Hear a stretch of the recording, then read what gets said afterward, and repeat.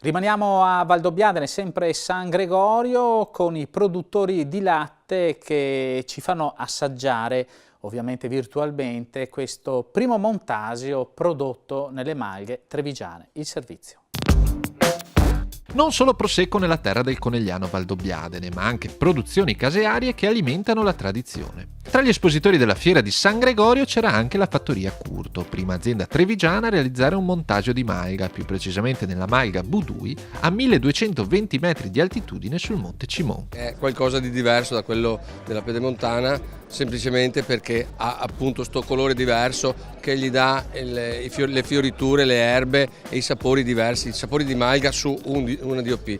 Ed effettivamente questo ci fa veramente piacere. Anche noi possiamo vantare questo nel Veneto, non solamente il Friuli che ha la malga montaggio, che è risaputo da dove praticamente è venuto il nome di questo formaggio. Un esempio di valorizzazione delle risorse delle prealpi trevigiane e della capacità del lattiero caseario di reinventare la qualità delle proprie produzioni, una caratteristica che accomuna tutto il settore a livello regionale. Siamo i primi per numero a livello nazionale, a livello di quantità non ne parliamo, 68% dei nostri prodotti vanno a DOP, 92% in totale a formaggi di pregio. Credo che la qualità dei formaggi veneti è risaputo al mondo di essere fra i migliori al mondo, se non i migliori.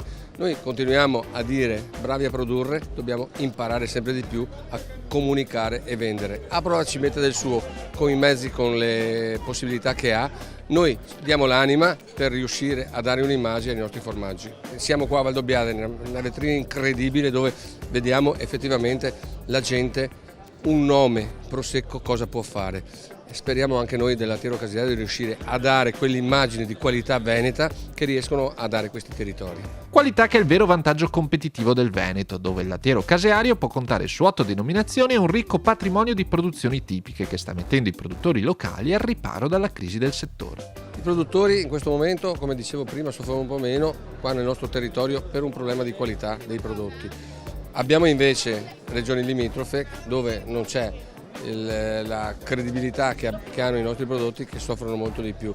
Subiamo la concorrenza del latte che arriva dall'estero ancora e delle regioni che purtroppo vendono il prodotto a meno soldi di noi. Speriamo che questo aumento della qualità si ripercuota anche nelle altre regioni, in maniera che dappertutto il latte sia riconosciuto come un prodotto che serve per fare la qualità.